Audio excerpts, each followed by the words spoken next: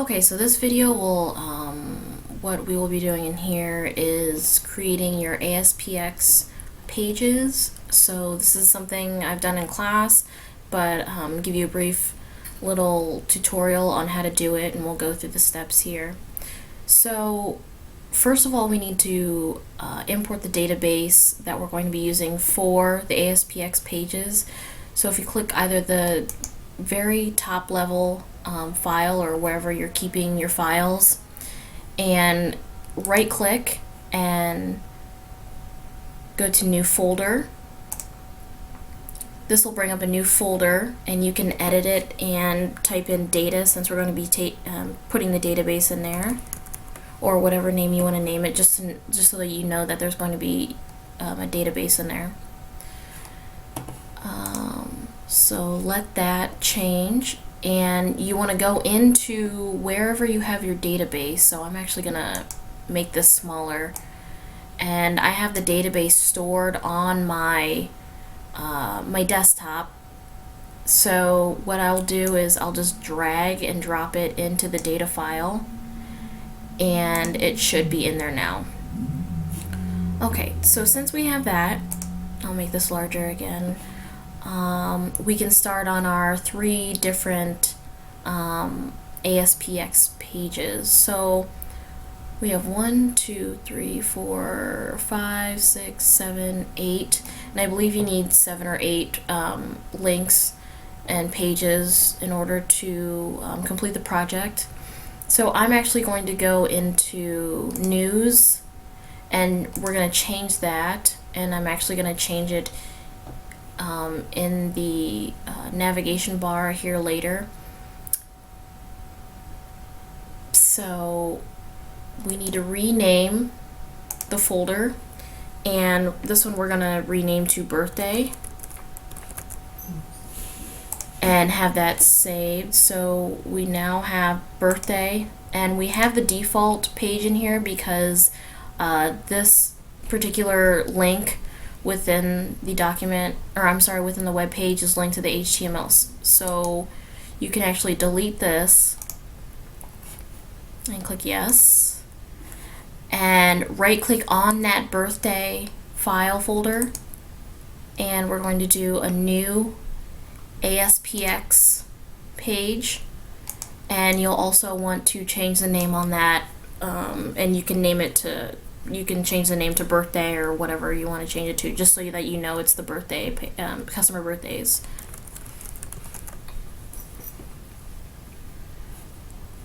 Okay, so once you have that completed, you want to open this up, and you'll see a blank form like this. For this particular page, you want to use a grid view control. So you'll go over here to the ASP.NET controls, and you'll go into the data controls, and you want to grab the grid view control and drag it inside the form.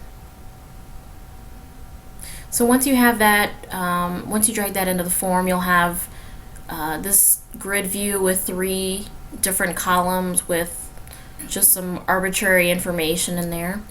Next, if you don't see the grid view task, you'll want to click this little guy here, and it'll open that up for you.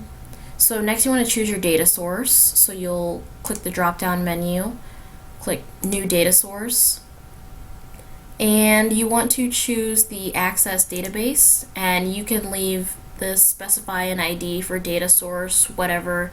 You can leave it whatever name they chose as the default. Click OK. And now we're going to browse through our files to find this database that's in with the files that we have for our website. So if you hit browse, and my particular files are on my external hard drive, so I will navigate to the files, and I have them under here, and I believe I had them under tutorial 1, and then this is tutorial 4. This is what I have them under, so they might be something different in your files, but be sure that you navigate to the database that's in with the files with your files that are under the data folder. So I will open that. I'm going through the data, and this is the database that I want to use, so I'll click open. And once I have this in here, I will click next. And for this particular one, you just want to have the birth date of the customers. So we want to keep this under the customers table. So we want first name, last name, and date of birth. And we'll click next.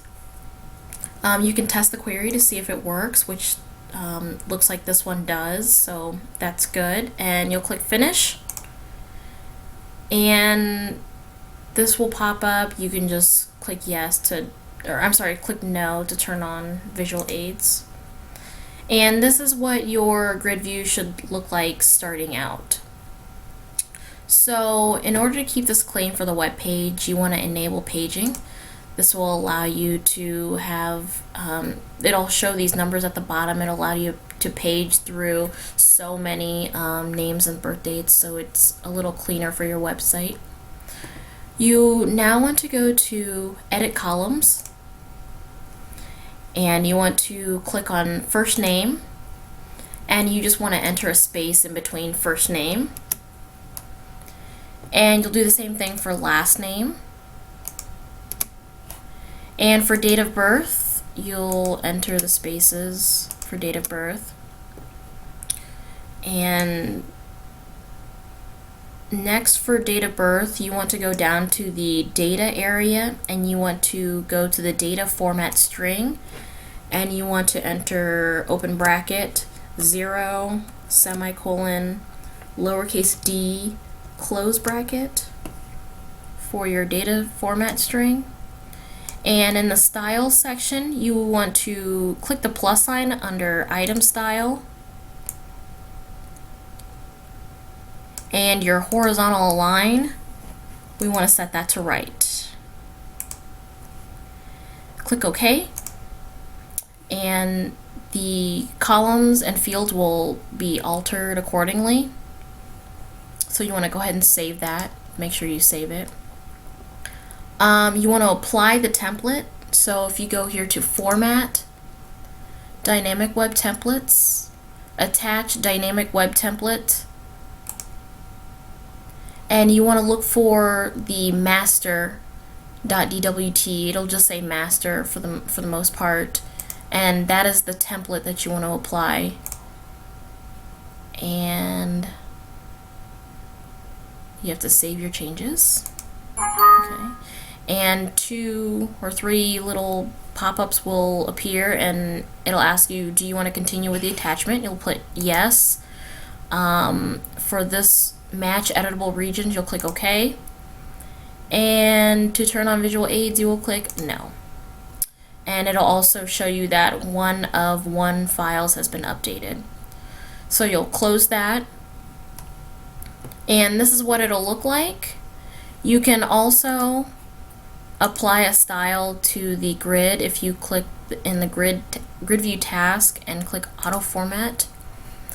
You can pick a different color for the grid view, something different.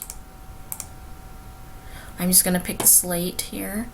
Click OK, and this will reflect on your grid view. So once you save all of that, we're going to hit F12,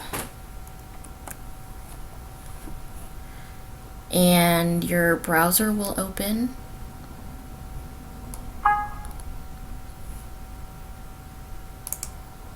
And this is what it should look like for your ASPX page.